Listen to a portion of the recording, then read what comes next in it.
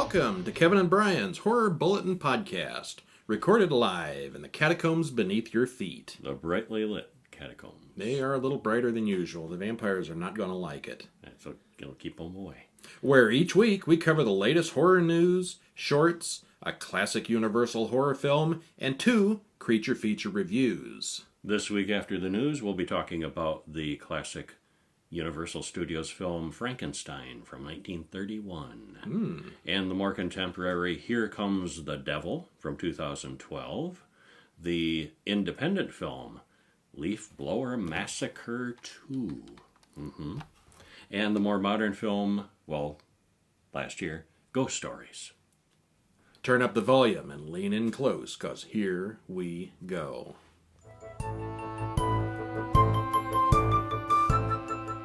First up, the news. Proving that the Xenomorph Queen is their favorite Disney princess, the entertainment empire has officially confirmed that they'll be making more Alien movies after their acquisition of 20th Century Fox and the royalties to the franchise that they now own. I approve of this. I wasn't sure, and nobody was sure. It was kind of up in the air. What are they going to do with Alien? Yeah. Well, they're going to do more. They're going to do more. They promise us. But we've got a teaser. We'll link to it in the show notes, and it looks pretty sharp. Next, Netflix has a very cool-looking movie showing the beginning on April 10th called The Silence. With the world under attack by deadly creatures who hunt by sound, a teen and her family seek refuge outside the city and encounter a mysterious cult. This kind of sounds familiar. It kind of does. Bird Box, The Quiet Place. Bird Box meet The Quiet Place. Exactly. But it looks really good. Okay. Yeah, the trailer looks cool. We'll see. Third, EW reports that a steel box edition of Ghostbusters 1 and 2 is coming this summer of 2020 with an incredible amount of extra features, behind-the-scenes footage, clips, outtakes, and things never seen before. Looks like a lot of fun and a very thorough way to revisit the classic comedy horror movies. This is the one with the 4 women, right? They're pretending that didn't happen. For this edition, anyway. It didn't happen. It's just the classic 1 and 2. Yeah. And 3? Not yet? No, just 2. Someday. Yeah. Hellboy will be blasting into U.S. theaters on April 12th with a fresh installment of The Demonic Hero. And it's said this film will be relying heavily on practical effects, more so than typical nowadays. Fewer CGI effects. They always have some, but a lot of practical effects, and they've got a little teaser that shows some of the practical effects and a brand new trailer. So those are worth checking out. And the movie coming up this week, actually. I like the old ones, but the new one looks like it's going to be pretty good, too. It does, yeah. It looks sharp. Yeah. And last, if you want to get some thrills and chills while helping out a great cause, you can purchase a copy of the upcoming horror short story collection, The Campfire Tales. A group of writers in North Carolina... Where? North Carolina. I can't say it either. That sea state. A group of writers in Northern California have banded together to put out the collection, with all proceeds going toward wildfire relief in the western communities hit at the end of 2018. The fires are out, but there's still work to do. Advance praise from Jonathan Mayberry, New York Times bestselling author of V Wars and Glimpse, has this to say. Tales for the Campfire is a brilliant collection of creepy tales by horror's hottest voices. Dark, funny, heartbreaking, and bizarre. Highly recommended. And it'll be available on May 2nd. You can pre-order right now. Yep, you can. Okay. And before we get into our movie, I want to make a shout out to a Netflix series we watched the other night. We watched it almost entirely all the way through. Sex, Love, and Robots. Love, Death, and Robots. I had it close. It's got love, it's got Love, death, and it's got robots. robots. And yeah, it's got some sex in it too. But it was really good. Yeah. Almost all animated of some form or another. It all had some animation in it. Yeah. One was live action actors with animation. But it was really good. Definitely not horror. It's much more sci-fi. But if you like sci-fi, which most horror fans do like that a little bit, it's definitely worth your time. Yeah. And there was one or two that definitely border on horror. I like the one with the werewolves. Yeah. Werewolves are cool. Yeah, they are.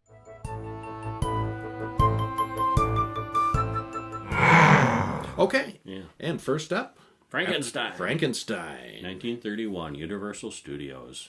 We're in sound now.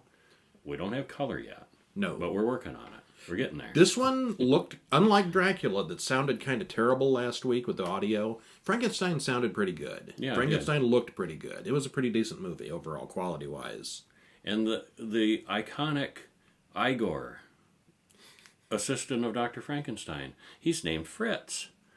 Igor came later and kind of became a trope gradually from different spoofs and different other movies. Not there. Well, there was a character, but the Hunchback assistant was the there. Hunchback, But no Igors. He was Fritz. Yeah, I was so surprised by that. I'd never seen Frankenstein all the way through, except for just some clips here and there. Well, in the book, it's Victor Frankenstein and his friend Henry. And he has no assistant. And for some reason, they switched the names of these two guys in this movie. The doctor is Henry Frankenstein, and the friend is Victor. And why that was relevant, I don't know. And in one version, what was that? Oh, the bride with Sting. The creature was named Victor. So, yeah, they change him up, I guess. I think I've only seen that one once. Yeah, that was really good. It was good. Yeah. Okay, well, this one has an odd beginning. A man comes on stage and gives us an introduction and a warning about the content. If you're going to be afraid, you should probably leave now. This is a terrifying movie. And this was probably a pretty good illusion back in the days of the classic theaters where it was kind of like a stage. The guy comes out And walking on. it Looks like he's on a parts, stage. And it looks like he's on a stage, yeah, and comes out in case it's too shocking. Okay, you are warned. Just in case you've never seen the movie, and a lot of people haven't because it is really old. Takes place in Germany. There was a lot of stuff in this movie that I thought I had seen. I'm sure I have seen it before, but a lot of things I misremembered because I'm like combining all the other old Frankenstein movies in my head. The monster himself was not in this all that much. But the actual film starts out at a funeral. The doctor and Fritz wait patiently for the grave to be filled in and left alone. And as soon as it is, they're on it. Digging up the body. And they also cut down a man who had been hanged earlier, but the man's neck had been broken, so his brain was damaged. They can't use him. Instead, they break into the local medical school and steal a brain. Except Fritz is a clod. He drops the brain and grabs the one off the shelf that says abnormal. And if you've seen Young Frankenstein, Abby Normal, it was a thing. It was a thing. Whose brain? Abby. Abby who? So Henry writes to Elizabeth, his fiancée, and she tells Victor all about it. They go to see Henry's old teacher, who agrees that they do have something to worry about. And they should probably intervene. Yeah, I'll get that. There's some technical things going on the side here. They all set off to confront Henry Frankenstein. Meanwhile, Henry and Fritz are working in the lab. They have everything ready, and someone's at the door. What timing? I mean, it's a horrific storm, lightning booming and crashing, and knock knock. He explains that he has taken a brain and transplanted it into a body of his own design. He convinces them to watch, and he proceeds with his experiment. And they do stay and watch. I didn't know It's like that an happened. audience. Yeah, all three of them. It works. It's alive. Victor and Elizabeth go to see the Baron, Henry's father. He's convinced that Henry's got another woman, even though everyone has told him what Henry's really doing. There's no secrets here. Everybody knows he's dealing with bodies. And that's weird that they would let him believe that. I guess, protecting the old guy or something. You can't correct the Baron. Yeah. Meanwhile, Henry and the old professor are examining the creature. When alone, Fritz abuses and torments it. Bad move. Playing with the torches. The creature escapes and kills Fritz, who totally had it coming. Yeah. And they manage to sedate the thing. The monster is really a sympathetic creature in this. He's brought back and, this horrific process, and he's not all there. He's brain damaged, and it's not his fault. He's just misunderstood. Well, that's what I thought, but I got some points later. He's big and he's monstrous, and yeah. So they manage to sedate the thing, and almost immediately afterwards, Henry passes out from exhaustion. Oh, I can't take it anymore, and just falls over. Yeah. The professor promises Henry that he'll destroy the creature, but instead the creature turns the tables and kills him. The creature escapes, but for some reason no one seems to notice. Well, because it was out at the castle in the middle of nowhere. And nobody That's where the bothered to professor check was. on him. No, they just left the monster and the professor there to take care of it. Well, they went and had a wedding and a party, and The professor didn't wondering, show up, and nobody wondered the professor's why. not here. Oh, he's just running late. It was strange. So later, Henry and Elizabeth get married, and the whole town is celebrating. While this is happening, the creature encounters a little girl, whom he kills accidentally. He then comes to town and attacks Elizabeth, not accidentally. Yeah. The villagers find out about the little girl, and they're out for blood. They track him down, but during the hunt, the creature captures Henry and carries him into an old windmill. The creature throws Frankenstein off the roof. It looks like a fatal fall, but someone says he may actually survive. The villagers then set the windmill on fire, killing the monster. And that's a classic scene that I'd seen before. Yeah, everybody's seen that. Yeah. Afterwards, the Baron drinks a toast to Henry and Elizabeth, who have both survived and live happily ever after. The end. The For end. now. Until Bride of Frankenstein several years later. He's Same, not dead. same He's not doctor, dead. Same Dr. Frankenstein to do his work again. Okay, so I thought the monster was a confusing mess of a murderer's brain and an innocent child. Well, that's basically what it was. I what he remembered was, him you as know. being innocent and a kind of a good guy, but completely misunderstood. And no, his first reaction in almost every situation is Rage. violence and rage. He is a killer at heart. He's not an innocent guy who's just been thrown into a bad situation. He is a monster. I suppose, yeah. Now, Certainly flies into a rage quickly. very quickly. Yeah. It's never clear why the villagers assume the girl was murdered. No one but the girl and the monster were there. He throws her in the river and she drowns. Nobody sees him. There's no And they marks just on the body. assume They just it's- assume that he killed the girl. And And why? suddenly the entire village is up in arms. Oh, and it was a funny point, too. When Fritz comes in, he comes running in. The castle has electricity. Clearly, they use Yeah, electricity he's to got bring the electric monster lights. back. He knows how electricity works, and he's got electric lights in the castle. Fritz comes running in with this huge torch. Like, why? Just for tormenting You've monsters. got electric lights. Well, He's got it's this torch with afterwards. like creature written Well, on the it's side. afterwards so when he you- realized because he runs in the room with the torch and the monster freaks out because he doesn't like Yeah. fire. And then Fritz, like, prods him with it, and How does he go? just like that. Prods So- him with it, because he knows the monster's afraid now, and Yeah. that doesn't work out for Fritz. Yeah. And the body count is very low. You got Fritz, the old professor, and the little girl. And that's it. And the monster But he was we already- all know he was- that he comes back, so not so much. somehow, yeah. Okay, so you like it? Overall, yeah, I did. How would you say it compares to Dracula? I liked it better. If you could watch one or the other. I'd watch Frankenstein. Frankenstein is better? Okay. Yeah, overall, I think so. Yeah, Dracula was too quiet. It was just one step away from a silent film. Yeah, it This was a real movie. It had a soundtrack, and the sound was good. yeah. Yeah, I think Frankenstein was better. Even though they More came out the entertaining, same I think. year. Yeah. Bela Lugosi was up for the part of Frankenstein, and he refused the part. He turned it down. He said he didn't want to be, I don't remember what, a creature in a rubber mask for the rest of his life. So they took this unknown guy, Boris Karloff, and took a chance on him. And he was such an unknown, he wasn't invited to the rap party. And later on, he's the only one anybody's heard of. Yeah, he becomes the mummy, and Everything more else. Frankensteins, and yeah. And then he sang The huge Monster career. Mash years later. No, I don't think that was him singing that. Yeah, not That was really. Bill Haley in the Comets, wasn't it? I don't think so. Am I mixing up my rock bands too? Yeah. Okay, there's a Google for that. There is a Google for that. Why don't you Google that while I bring up our next topic that we're going to talk about? Bobby Pickett. Bobby Pickett, really? Yes. Okay.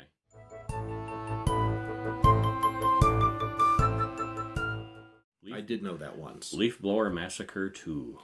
Boris Somebody was- Karloff is not in this movie. No.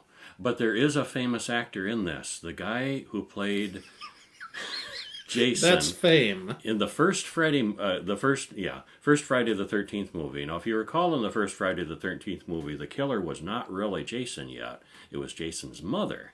But at the very end, she's floating on the boat and, kind of idyllic, and Jason, up out of the water. The actor that played Jason is in this movie. Now that's a claim to fame. That's 1/2 second of screen time in a classic. But he has a bigger part in this. Yeah, and this one is called The Leaf Blower Massacre. And it started out as a short film in 2012, and then later on got expanded as a sequel into a more or less full-length movie in 2017. Mm-hmm.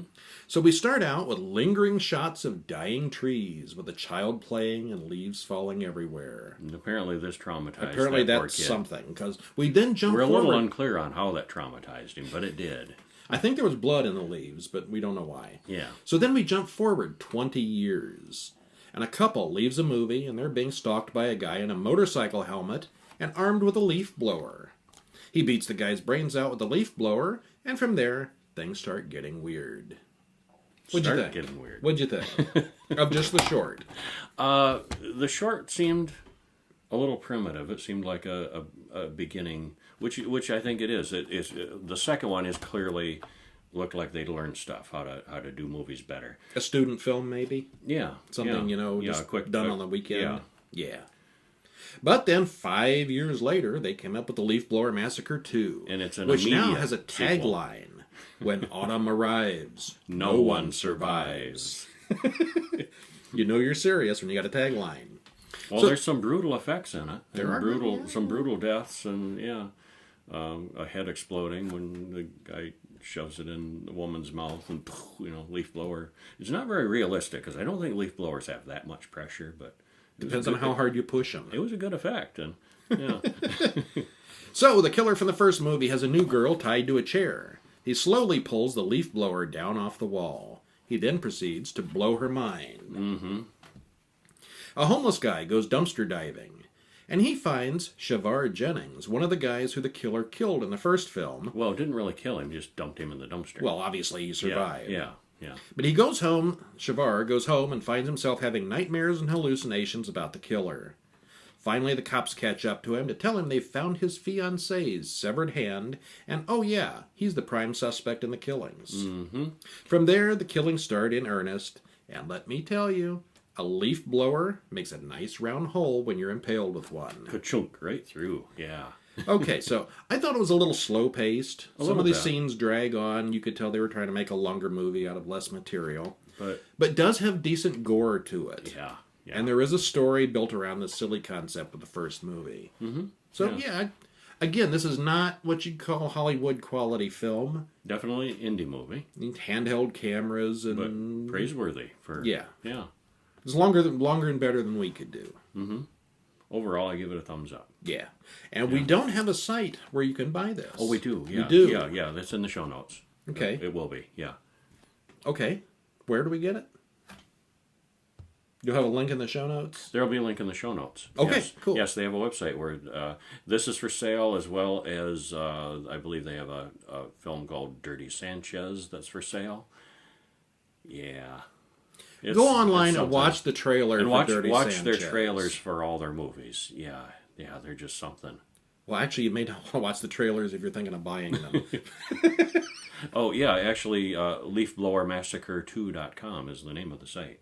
And you can buy them there. Yeah, Okay. yeah, I you found can. their Facebook site, and they didn't have any links. I was thinking it was the studio website, but no, it's actually Okay. leafblowermassacre2. So the guys who .com. made this contacted us and sent us a DVD, and we Yeah, we thank you for contacted that. them through Twitter. And if anybody else out there is watching or listening, and you've got an indie film, we'd love to take a look at it. Yeah, No promises that we'll review the thing, check but that one out. yeah, that's a good one. Yeah, it's worth it.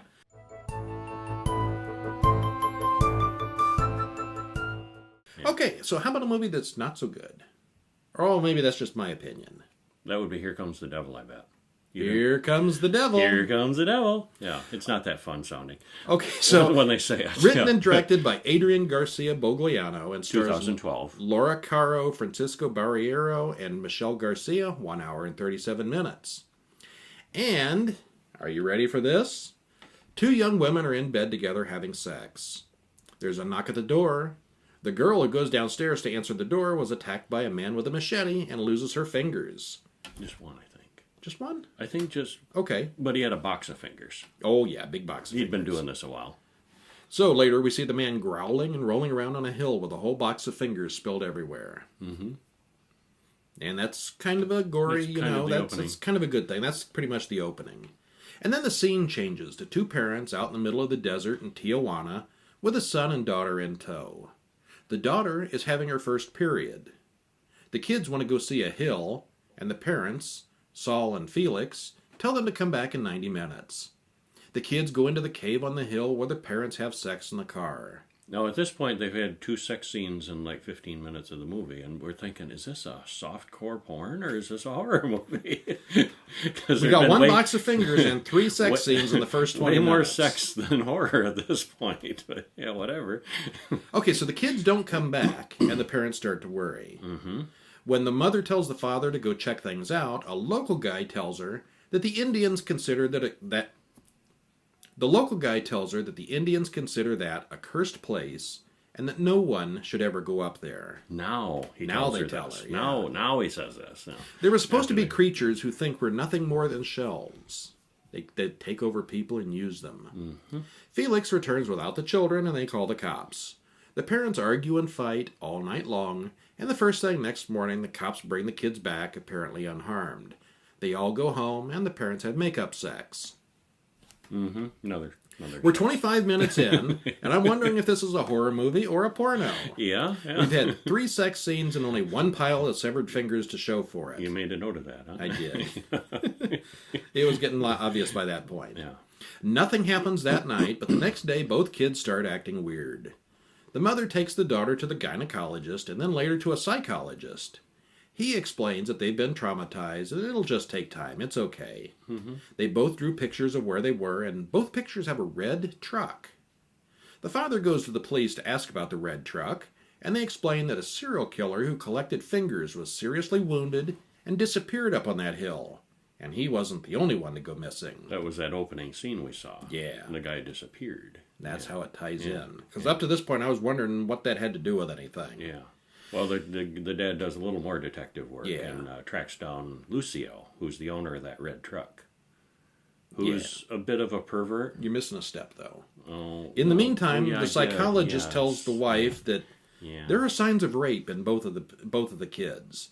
They find the red truck, and the kids go berserk. They're like, "Is that the truck?" And they're like, "Ah!" And they're all, like freaking out. Is that Lucio? Yeah. Yeah, that's it. Yeah. It was only signs of rape in the girl. Right. Well, yes. maybe. Sure, her hymen was not intact, the doctor said, which could have been, I mean. Well, that's what the happens doctor said. The psychologist said it was There were signs of physical sexual trauma. Yeah. Yeah. So it's clear something happened there. Something was up. Yeah. So that night, the parents track down the man in the red truck. Mm-hmm. He admits he saw the kids on the hill, and then they find the daughter's bloody panties in the guy's home, and they kill him. Mm-hmm. There's lots of blood. Yeah, yeah. What do you do when you're covered in blood? You take a shower, which Naked leads together. to another sexy scene. Not long after, it becomes obvious that the children are possessed and the police are on the parents for murder. Oh, and the psychologists now suggest that the 2 children are having sex with each other, brother and sister. Incest is best. Okay, and then it gets strange from there, and we're not going to have spoilers. But there's a twist ending. Sorta. Sorta. You can kind of Yeah. see it coming. Yeah. So what'd you think? Halfway through, I started to feel like, boy, this is taking too long. I didn't know where it was going for sure, but at that point, I was kind of feeling a little bit bored with it. Just a little. Yeah. The first half, I thought was interesting and weird enough that it moved along, or maybe, a little more than half. But a good hour into it, I was thinking, how many more hours is there to go? Too many sex scenes, not enough death. Yeah. Yeah. So the cinematography feels like a low-budget indie film. Well, it felt like a 70s movie. And I noticed a lot of These reviewers... guys did a better job in a lot of ways. Yeah. Yeah, it felt like a 70s film. And it's a Mexican film with English dubbing, and the dubbing was atrocious. The dubbing is very European. There was a lot of times that people were talking and their mouth was not moving at all. Yeah, that too. I mean, there's Besides always, being- the yeah, whole out of Chinese sync, movie yeah. thing. But this, no, they weren't even moving their mouths. But the dubbing, very precise, upper class way of speaking, and it wasn't the least bit of or or anything. It was formal. Yes, this. It was very precise. And I very, didn't notice that. Yeah, it didn't match people who were obviously in Mexico.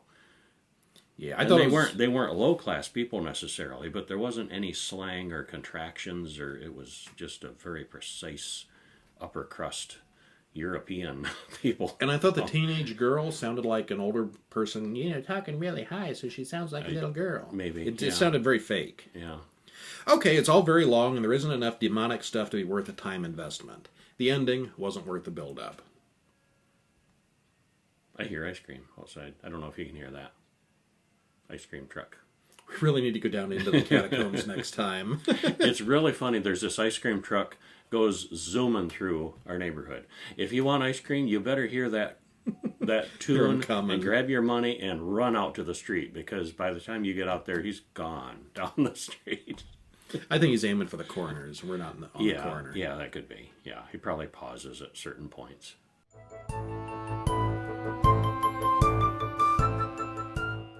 Okay, and our last movie this week is a newish one, Ghost Stories from 2018.